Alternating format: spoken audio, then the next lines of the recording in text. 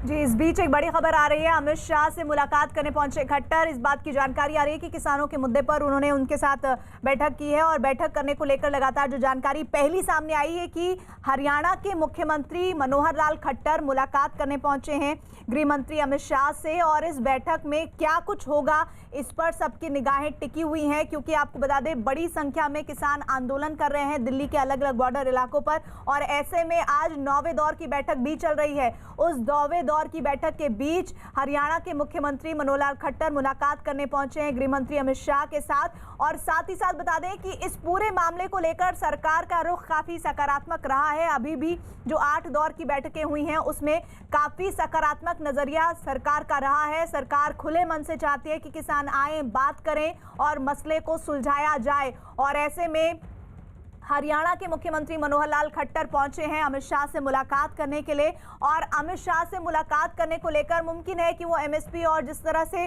जो शंकाएं हैं किसानों के मन में, उन पर बात करने के लिए वो वहां पहुंचे हैं। किसानों के इस आंदोलन को कैसे खत्म करवाया जाए, वो क्या रणनीति अपनाई जाए जिसके जरिए किसान मान जाए कि किस तरह से जो सुधार हैं कृषि कानून से संबंधित वो उनके हक में है। और आने वाले समय में न सिर्फ उनकी खेती को आधुनिकीकरण की तरफ बढ़ाया जाएगा, बल्कि दूसरी तरफ साथ ही साथ उन्हें काफी मददगार और आमदनी बढ़ाने वाला भी होगा। इधर एक और बड़ी खबर आ रही है, किसान सरकार की बैठक बेनतीजा रही है।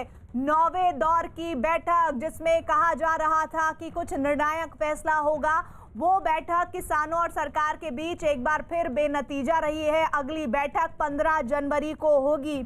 ये बड़ी खबर इस वक्त आपको बता दें, दरअसल ये कहा जा रहा था कि 8 जनवरी यानी आज की तारीख में ये जो बैठक थी, जो कि 9वीं बैठक थी किसान और सरकार के बीच, कहा जा रहा था इसमें महत्वपूर्ण फैसले होंगे और ऐसे फैसले होंगे जो सीधे तौर पर इस आंदोलन को खत्म कराने में मददगार साबित होंगे। लेकिन फिलहाल जानकारी आ रही है कि किसान और सरकार की बैठक बेनतीजा रही है और अगले दौर की यानी कि 10वीं बैठक होगी 15 जनवरी को। और 15 जनवरी को होने वाली बैठक में और क्या क्या बातचीत होने की संभावनाएं हैं, इस पर भी मेरी निगाह रहेगी। लेकिन अभी जो ब्रेकिंग न्यूज व्यूअर्स को बता रहे हैं वो ये कि आज 9वें दौर की बैठक बेनतीजा रही है। किसान अभी भी दिल्ली के अलग अलग बॉर्डर एरिया पर मौजूद हैं। कल ही आपने देखा था ईस्टर्न पेरिफेरल एक्सप्रेस वे पर उन्होंने ट्रैक्टर मार्च निकाला था और ये बड़ी तादाद में ट्रैक्टर मार्च निकाला गया था।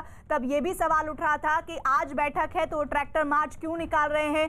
हालांकि कुछ किसानों ने ये भी कहा कि ये तो 26 जनवरी को जो मार्च निकाला जाना है उसकी रिहर्सल है। और अब ये बड़ी खबर आ रही है कि आज जो बैठक होनी थी उसके ऊपर बहुत ज़्यादा दारोमदार था, लेकिन वो बैठक भी बेनतीजा रही है, उसका कोई नतीजा नहीं निकला। इसका सीधा मतलब क्या ये न निकाला जाए कि अभी भी किसान आंदोलन जारी रहेगा। अनुराग ढांडा, सीधा सवाल यही मेरा आपसे।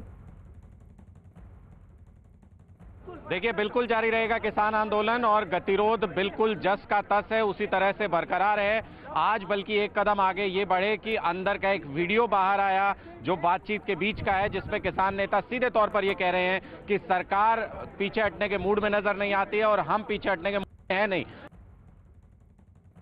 अनुराग, आपकी आवाज बहुत साफ नहीं आ रही है, लेकिन एक बात जो आपने साफ कर दी है वो ये कि इस बैठक की एक वीडियो सामने आई है। वो वीडियो आप तक हम पहुंचा रहे हैं। इसकी डिटेलिंग अभी हम अनुराग से दोबारा कनेक्ट होंगे तो उनके पास जाएंगे। लेकिन बड़ी खबर ये है कि ये बैठक भी बेनतीजा रही है। इसका मतलब ये कि आज जो 2.5 घंटे बैठक चली उसमें सरकार इस पूरे कानूनों को लेकर वापस लेने के मूड में नहीं है।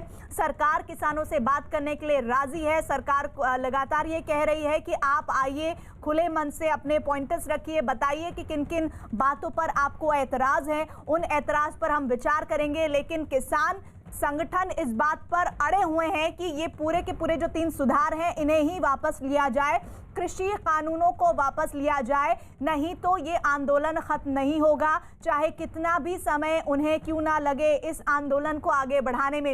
ये आपको मीटिंग की तस्वीरें भी दिखा रहे हैं। किसान और सरकारों के बीच 9वें दौर की जो बैठक बेनतीजा रही है, इसके बहुत मायने हैं। इसके मायने इस लिहाज से क्योंकि एक बार ये बात फिर से साबित हो गई है कि किसान अपनी जिद पर अड़े हुए हैं और सरकार उनसे बार बार इस बात का प्रस्ताव रख रही है कि आप आइए, बात करिए। लेकिन उस बात में कोई नतीजा इसलिए नहीं निकल पा रहा है कि किसानों की एक राय है कि वो चाहते हैं कि इन कानूनों को वापस ले। तो क्या इसका सीधा मतलब ये है कि सरकार की तरफ से इन कानूनों को वापस लेने का कोई इरादा नहीं है और यही बात शायद किसानों को बार बार साल रही है और इसी वजह से कोई भी बैठक, चाहे वो 1 से लेकर आज 9वें दौर की बैठक हो गई है, कोई नतीजा नहीं निकल रहा है? क्या यही एक बड़ी वजह है? और अब अगली बैठक होगी 15 जनवरी को। 15 जनवरी वो भी बैठक इस लिहाज से महत्वपूर्ण होगी क्योंकि 26 जनवरी को किसान कह रहे हैं कि वो ट्रैक्टर मार्च निकालेंगे। अनुराग ढांडा हमारे साथ, हमारे सहयोगी जुड़ गए हैं। अनुराग, किसानों की जिद और सरकार लगातार उन्हें समझाने की जो कवायद कर रही है, यही वजह रही कि ये 9वीं बैठक भी बेनतीजा रही। देखिए, बिल्कुल बैठक बेनतीजा रही और अगली जो बैठक है वो 15 जनवरी को होनी है। आज बहुत कुछ हुआ नहीं बैठक में, सिर्फ 15 मिनट के लिए शुरुआत में बैठक चली और उसके बाद केंद्रीय मंत्री हॉल से उठ करके चले गए थे ये कहकर कि लंच कर लेते हैं, उसके बाद बातचीत आगे करेंगे। लेकिन किसान लंच करने के लिए आज नहीं गए और उसके बाद जब वापस लौटे केंद्रीय मंत्री और बातचीत दोबारा शुरू हुई तो 5 ही मिनट के अंदर ये तय हो गया कि 15 जनवरी को अगली बातचीत कर लेते हैं और आज इस पर फिलहाल कोई फैसला नहीं हो पा रहा है। तो निश्चित तौर पर आज की बातचीत भी बेनतीजा रही और इससे 2 ही पॉइंट ले सकते हैं कि आज कोई बातचीत में आगे कदम बढ़ा नहीं और 15 जनवरी को अगले दौर की बातचीत होनी है। यानी गतिरोध अब भी जस का तस बरकरार है, किसान आंदोलन अब भी उसी तरह से चलता रहेगा, बल्कि किसान ये कह रहे हैं कि वो अपनी। जी अनुराग, मैं आपको यहाँ पर एक बार फिर से अपने व्यूअर्स को बता दूं जो अभी हमारे साथ जुड़े हों उनके लिए कि आज 9वें दौर की बैठक किसान और सरकार के बीच जो होनी थी वो बेनतीजा रही है। 2.5 घंटे तकरीबन ये बैठक चली है। इस बैठक में भी कोई नतीजा नहीं निकला है, लेकिन आपको ये साफ कर दिया गया है किसानों के जरिए जो क्लिपिंग सामने आई है कि वो चाहते हैं कि कृषि सुधार वापस हो। इसके अलावा वो किसी भी बात पर राजी नहीं होने जा रहे हैं और इसी वजह से उन्होंने कल, आज बैठक होनी थी, कल ट्रैक्टर मार्च निकाला था ईस्टर्न पेरिफेरल एक्सप्रेस वे पर और वो ये बार बार कह रहे थे कि अगर हमारी मांगों को नहीं माना जाता है तो 26 जनवरी को वो इसी तरह का ट्रैक्टर मार्च निकालेंगे और ये रिहर्सल के तौर पर आप देख ले। और इस बीच आपको बता दें ज्यादा वक्त आज ये पहली ऐसी बैठक मुझे लग रही है जो बहुत कम ड्यूरेशन की हुई है, क्योंकि आपने देखा होगा कि दोपहर के करीब जब बैठक शुरू होती थी तो शाम हो जाती थी, बैठक खत्म नहीं होती थी, लेकिन अब ये 2-2.5 घंटे में ही बैठक खत्म हो गई है। इसका सीधा मतलब क्या है ये भी आपको आगे बताएंगे, लेकिन बड़ी खबर इस वक्त की ये है कि 2.5 घंटे चली किसानों और सरकार के बीच बैठक बेनतीजा रही है। सरकार बार बार ये कह रही है कि हम कृषि सुधारों को लेकर आपके लिए एक नया आयाम ढूंढ रहे हैं, लेकिन किसान ये कह रहे हैं कि हमें तो ये चाहिए ही नहीं। अनुराग ढांडा हमारे साथ जुड़ गए हैं। अनुराग, अब आगे क्या होगा? देखिए, आगे ये होगा कि दोनों तरफ से दबाव बनाने की कोशिश होगी। किसान नेता पहले ही ये कह चुके हैं कि वो स्ट्रेंथन करेंगे और जो हमारे पास सूत्रों के मुताबिक जानकारी हमको मिल रही है कि अब अगले जो टारगेट है किसान आंदोलन के वो 2 स्टेट हैं, उड़ीसा और महाराष्ट्र। किसान नेताओं ने स्ट्रेटेजी पहले से तैयार कर ली थी कि अगर बातचीत में आज कुछ नहीं होता है तो कैसे आगे बढ़ा जाएगा। अब उड़ीसा और महाराष्ट्र 2 स्टेट में स्ट्रेंथन करने की कोशिश की जा रही है किसान आंदोलन को आज की बातचीत बेनतीजा होने के बाद, और लगातार दबाव बनाने की सरकार पर कोशिश होगी। दूसरी तरफ अगर आप सरकार की तरफ से देखें तो वहां भी तैयारियां मुकम्मल है। आज भी बाकायदा विचार विमर्श करके ये कहा गया कि चूंकि ये जो लॉज हैं, ये जो कानून है, ये पूरे देश के लिए हैं, हर राज्य के लिए हैं, तमाम राज्यों के लिए, इसलिए सिर्फ 2 या 3 स्टेट के किसानों के कहने पर इनको वापस नहीं लिया जा सकता। ये कहते हुए आज केंद्रीय कृषि मंत्री ने इस बात को नकारा कि तीनों कानूनों को वापस नहीं लिया जा सकता, ये कहा साफ तौर पर। और किसान नेताओं ने कहा कि तीनों कानूनों को वापस लेने के सिवा उन्हें कुछ भी और मंजूर नहीं है। यानी दोनों लोग अपने अपने स्टैंड पर अड़े रहे और इस तरीके का माहौल नहीं बन पाया। जो हमने सुबह भी कहा था कि किसान नेता एक नया प्रपोजल देने वाले हैं कि 1 साल तक इसको सस्पेंड कर दिया जाए, वैसा माहौल ही मीटिंग में नहीं बन पाया। जो शुरुआत हुई मीटिंग की वो ही इस तलखी के साथ हुई कि किसान नेताओं ने सरकार पर सीधे आरोप लगाए कि आपके नेता किसान आंदोलन को बदनाम करने की कोशिश कर रहे हैं और सरकार की तरफ से ये कहा गया कि आप बातचीत के मूड में नहीं हैं, आप सीधे तौर पर जो संशोधन है वो उन पर बात नहीं करना चाहते हैं। तो साफ तौर पर तलखी से शुरुआत हुई और बहुत ज्यादा देर मीटिंग चली नहीं, 15 मिनट मीटिंग चली। उसके बाद केंद्रीय मंत्री उठ करके चले गए थे कि हम लंच कर लेते हैं, आप विचार विमर्श कर लीजिए तब तक, और लंच करने फार्मर लीडर्स गए नहीं। और उसके बाद भी जब केंद्रीय मंत्री वापस लौटे तो बस कुछ ही मिनटों के अंदर ये तय हो गया कि 15 जनवरी को अगली बैठक करेंगे और आज कोई फैसला नहीं हो पाया। यानी जस की तस स्थिति है। किसान आंदोलन अब कोशिश करेगा कि वो अपने आप को और मजबूत करे और सरकार कोशिश करेगी ताकि दबाव बनाए किसान आंदोलन में बैठे हुए नेताओं पर कि वो अपनी मांगों से पीछे हटें या कम से कम बीच का रास्ता अख्तियार करें। देखिए ये फार्मर लीडर्स यहाँ पर आ रहे हैं, हम सीधे आपको उनकी बात सुनवा रहे हैं। जी सिर्फ इसे गल ते गल लड़ी रही असीं क्या भी कानून रद्द करो, सरकार कानून रद्द करने वास्ते तैयार नहीं जी। सरकार कह रही है भी जेडे कानून जेडे किसान माहर बैठे हैं, बुद्धिजीवी बैठे हैं, किसान बैठे हैं, फिर नया कानून बनाने की बात तो हम कह रहे हैं। नवा नारा किहड़ा दिता गया, नवा नारा जेड़ा सरकार वालों तुहाडे वालों नवा नारा जेड़ा दिता गया वो की है? हमारा नया नारा है कि जो हमारे बाबा बंदा सिंह बहादुर की मालकी दी हुई जमीनों को कभी नहीं छोड़ेंगे। इन आंदोलन से हम अपनी जमीनें बचाएंगे, किसान सरकार को हराएंगे, हम जीतेंगे। लड़ांगे या जीतेंगे का केड़ा नारा देता है?